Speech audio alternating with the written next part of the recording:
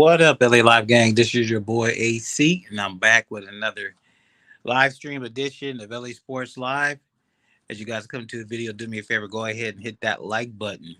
It really helps the channel out, and I really appreciate it. And if you're new to the channel, if you are new to this channel, and if you just found it, brother, go ahead and subscribe. And while you at it, make sure you hit that notification bell so you'll be notified every day when we drop new videos here on YouTube. Now you guys see the thumbnail. You see the title. Let's get straight to it. I'm sorry. Excuse me. I'm a little bit late.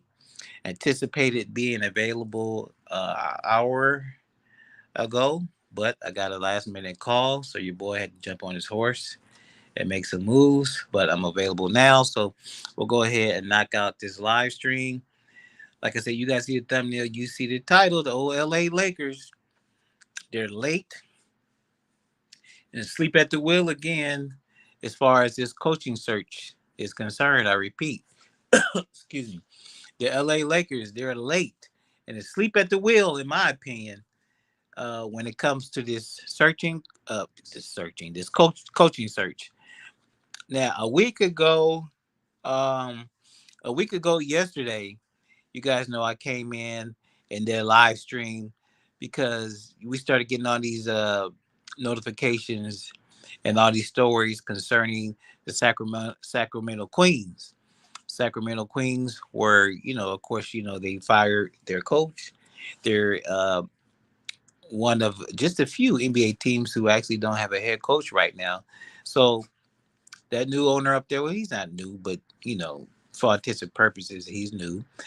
Um, he's tired of losing, so he's cleaning house and he wants to win. Excuse me. So they started. They broke. They jumped out first. They started the head coaching search first. Um, they completed the first round of interviews this week, and according to reports from Woj and Shams, Mark Jackson, Steve Clifford, and Mike Brown are the early favorites. These guys will probably be moving on to the next round of interviews for the Sacramento Queens. And the report was that Mark Jackson is now actually the leading candidate to probably move on to the next round of interviews. And quite possibly he could land that job. Now I talked about uh, a week ago Friday how Mark Jackson is itching to get back in the league. Um, there is now, widespread opinion that Mark Jackson deserves to be back in the league now. He deserves an opportunity, and you guys know I had speculated that the Lakers are playing around. They have. I don't. I won't even say there's official word yet. I don't think you can really say there's official word that the Lakers are interested in Mark Jackson because you haven't heard anything about them offering him an interview.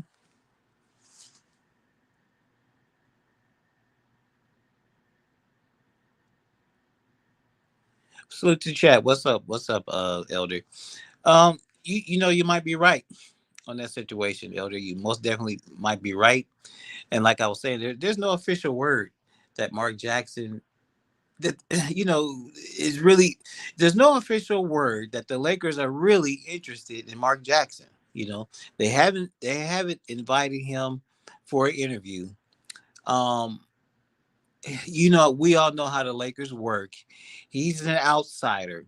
He's not really part of the inner circle. As far as people who have experienced or who have worked with the Lakers before. And so, hey, it doesn't I don't at this point, Mark Jackson probably he's probably just not in the cards for the Lakers. And he is just probably not somebody they're interested in. Now, he might be somebody that a lot of his fans might be interested. Some of his fans, not a lot of them, but some of his fans might be interested in Mark Jackson. But the bottom line is, he just might not be the one that the Lakers are interested in. The Lakers, despite what I say, and despite what things that we might hear in the media, Um, the Lakers might have, I believe they probably have a handful of people who they're really interested in. You know, for sure. Okay, we got the reports yesterday that they asked for permission to speak to Darvin Ham. We know Darvin Ham has ties to the Lakers previously. There's a lot of speculation. More speculation came out yesterday. Now that the Utah Jazz are freshly eliminated, that the Lakers have interest in Quinn Snyder. We know Quinn Snyder also has former ties with the Lakers. So, and I think Steve Clifford did too. I can't remember, but anyway. So look, if that's the way the Lakers want to operate, man, what can we do as fans? We just kind of have to kind of sit back and wait. But like I said before, the other day, I was like, man, there's one name that came out in the very beginning that hasn't gone away. Haven't heard anything yay or nay, and that's Nick Nurse. Now, that's kind of a long shot or whatever, but for some reason, to me, that name is just sticking around, and I don't know if they ever get legs to it, but we'll see what happens. Let me check out the chat.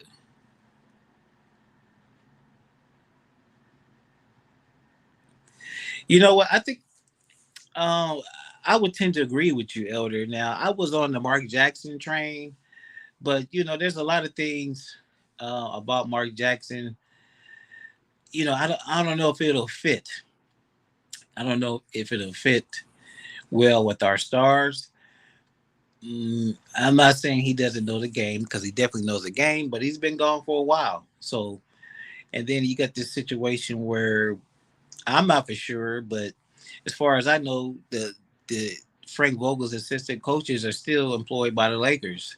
So we don't know if they're still trying to pull that mess as far as retaining the old assistant coaches and not letting the new head guy hire his own people. Mark Jackson might not be interested in anything. I mean, we just don't know. Most of the stuff we've heard is just speculation.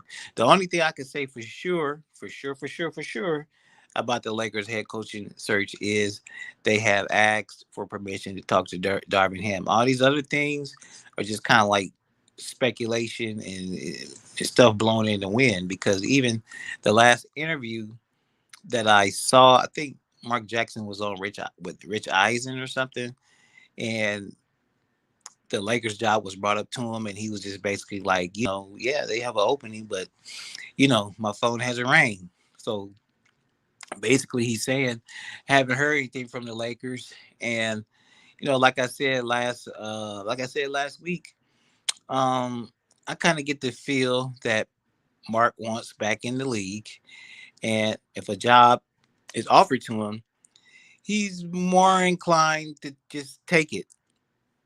Now, I don't know how attractive the Sacramento job would be to him. I don't know. I don't know. I don't think Mark is a California West Coast guy. I don't think so. So he would have to pick up and move from wherever he is and go up to Sacktown. There's a tremendous difference between LA and Sacramento. I was just up in Sacramento. You guys know I'm born and raised in California, down here in LA. But I was just up in Sacramento for the first time in February, for about a week or so. And you know, not a lot going on up there, man. Let's just put it like that. Not a lot going on up there. I think that's part of the reason why that team kind of struggles to get free agents. And some people were kind of saying that Mark wouldn't take a job like Sacramento. He would probably hold out for LA. I don't know about that.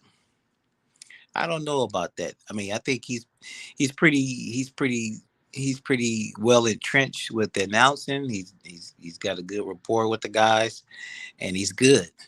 But I think he's probably itching to get back in the league. And so if he gets an opportunity thrown at him, um, I'm inclined to think that he would take it. Now, like Elder mentioned, and I mentioned also that Darvin Ham is a guy that they have actually announced that they want to talk to, and then pretty much everything else is still speculation. I don't, maybe we just kind of need to calm down, or at least I need to calm down and just kind of wait and see what happens, because there's not like, it's not like there's 10 teams looking for coaches now. As it stands right now, there's only three teams: Lakers, Kings, and Hornets that are looking for coaches. Now that might change after the next round of playoffs. That is subject to change after the next round of playoffs. But as of right now, there's only three teams. There's only three openings. So it's not like the Lakers are competing with 10 other teams looking for coaches. So um, in that aspect, they maybe have the luxury or the time to kind of move a little bit slower or whatever. If you listen to Laker Nation, um, earlier, he was saying something along the lines of the Lakers were not going to initially talk to a big bunch of people, big crowd of people. They were probably only going to talk to a handful of people at a time. And, that's their prerogative. Uh, he was speaking on how that's kind of contrary to what other teams do. But, man, the Lakers, they do their own thing, man. They move at their own pace. They're the Lakers. So, it's just something we got to kind of sit back and deal with. What's today, Saturday? We'll probably hear something by midweek as far as other people who they want to bring in and interview. Because the funny thing about it is, we did hear a week ago Friday about who are the people that Sacramento want to talk to. Didn't hear much about it. Didn't hear anything about it really that week until um, today, where apparently, yes, they did have the interviews and some people probably X'd out, and now apparently Mark Jackson is their front runner for that job. So we'll just have to sit back and see, man. Sit back and see. This is a really, really crucial off season for the LA Lakers. I hear a lot of people talk on the internet, especially a lot of people on TV. The Lakers are screwed. They don't have a lot of options. They don't have a lot of assets. There's not going to be a lot of takers for Russ. And I just think that's absolutely BS, man. Now, as a Laker fan, Russ didn't have the kind of year that we wanted, didn't have the kind of year that we expected. And this season was terrible. But it's over with now. So ain't no need to cry about that no more. The season is over. We can move on. But I'll just say this about Russ, and I ain't about to go into all this. I ain't gonna comment about how good of a player I think he is.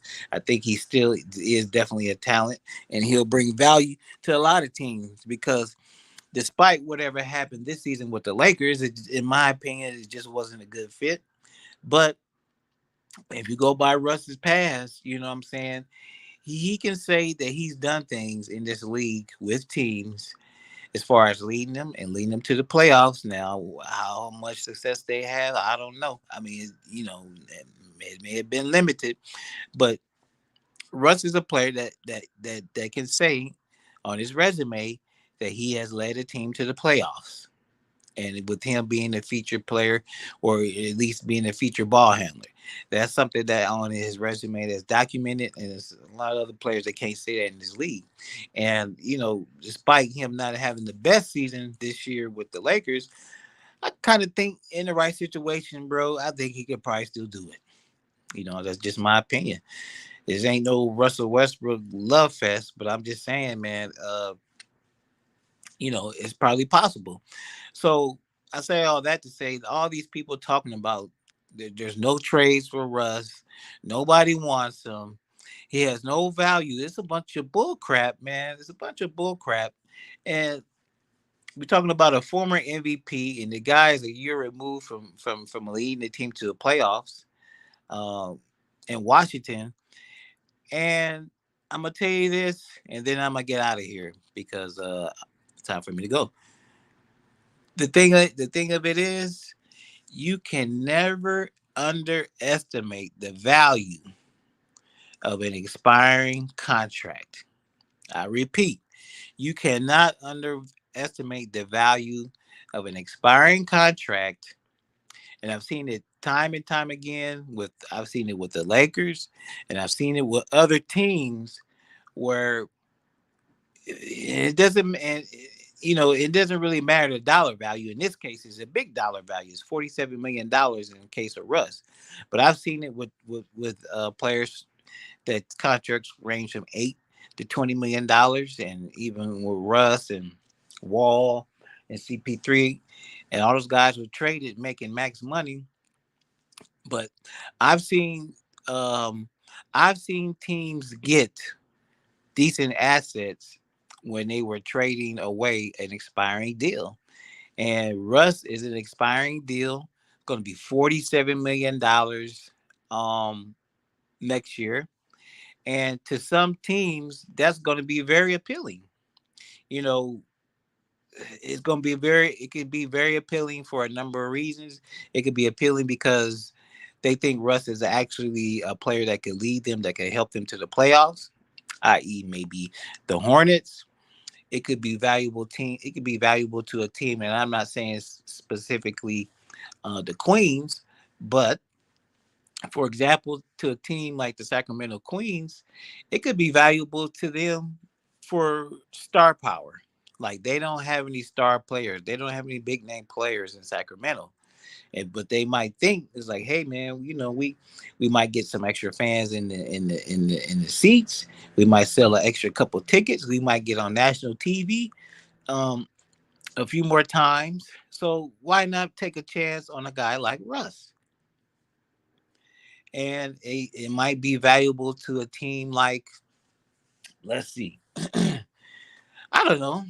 It could even be a contender team. It could even be a team like the Utah Jazz, who may think that the trades that we've been hearing or discussing with the Utah Jazz and the LA Lakers, Mike Conley and whoever for Russ, it probably would have to be a little bit more because that money don't quite match. But it could be, it could be worth a shot like a team to the Utah Jazz, because you figure if you add Russ to their big two of Rudy Gobert and Donovan Mitchell, they may think, hey, we can make a splash. We can make a splash with Russ, Donovan Mitchell, and Rudy Gobert. Rudy Gobert might sign off on it because he'll be like, hey, I'll have a real point guard in here who's going to pass me the ball and give me some more looks. Donovan Mitchell might be cool with it because he'd be like, "Hey man, here's a ball handler. Is going and he's an offensive. He's an offensive threat. Not not that not too versatile, but we know Russ. He's pretty good at a couple of things he can do good, and it would take some pressure off of Donovan Mitchell. So Donovan might welcome a change like that. We know Flash is out there, part of the ownership group, and he might say, "Hey, let's take a chance on Russ. He's star power. We can sell some more tickets." I mean, I don't know. So for people to think that there's nobody that wants Russ, and that teams would be like just scared as hell of that contract, man, I'm just telling you guys, it's only for 1 year. It's $47 million, and here's another thing that nobody really talks about, like if the Lakers decide to trade Russ, more than first of all, it's probably going to be for several players, and more than likely, I want and more than likely, um, those players, whoever the Lakers take back in exchange for Russ, they're going to have multiple years left on their contract, man. Multiple years. So the Lakers will basically be trading a 1 year, $47 million contract. And in the case of, let's say, if you talk about that Utah trade that we were talking about, Mike Conley and Royce O'Neal, Mike Conley is not expiring contract next year. He got one more year after that. And I believe so does Royce O'Neal, and then they would have to throw somebody else in that trade. So it's like the Lakers would be taking a gamble on that too, because they know for sure, if they kept Russ, $47 million would be coming free and clear off the books as long as they're not over the cap. But if they trade away for these other players, you trade away for other players, man. They may have multiple years left on their deals, so it's not so cut and dry. And we'll see, guys. You guys watch and see, man. It's gonna be more offers out there for Russ than what people think. And I don't think the Lakers are gonna have to give up one of those draft picks. If they do have to give up one of those draft picks in order to move Russ, in my opinion, they'll probably do it if it's a trade for a superior player. That's the only way I think they'll do it. Let me check out the chat real quick. I wonder how long Mark. I wonder how long Sacramento had Mark Jackson in mind as head coach. It seems like once Laker Nation or someone put it out that Mark Jackson would be good for Lakers, all of a sudden Sacramento, yeah, all of a sudden, man, that could, that could be true. But at the same time, shame on the Lakers for moving so damn slow. Shame on the Lakers for moving so damn slow. Um, But if you really think about it, Sacramento, they were ahead of the Lakers, right? I can't remember shit. Who fired their coach first? I really don't know. No, no. They had an interim coach, right? Sacramento had an interim coach. When the season was over, they said, you ain't going to be the man. And so they started looking for a coach.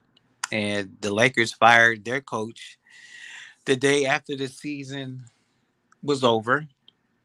And so they officially didn't have a coach either. So basically, and it really don't matter who. Look, the media is always going to be mentioning stuff about the Lakers. They're gonna attach people to the Lakers who the Lakers not even interested. Who Lakers have no interest in talking to at all. Uh, the media is going to attach them to it. So I don't know if they're just jumping on the Laker bandwagon or really how I feel how what I think about this is Sacramento just beat the Lakers to the punch. They just beat the Lakers to the punch because when you're dealing with the Lakers and you're dealing with their front office, they gotta have all these damn stupid ass meetings to decide what they're gonna do and what direction they're gonna move in. That's just the way it is with this team, and I guess I had to learn to live with it. But anyway, guys, I want to jump in on a Saturday. If anything jumps off, I'm gonna be here on the clock for another, till 11 p.m. Pacific time. So if anything significant jumps off, if we get any more names mentioned in the coaching search, um, I will jump on and we'll talk about it. I don't know what games are tonight, but if there's anything significant happens in any of these games tonight, we'll definitely jump on and talk about it. But anyway, thanks for everybody coming in, everybody jumping in the chat.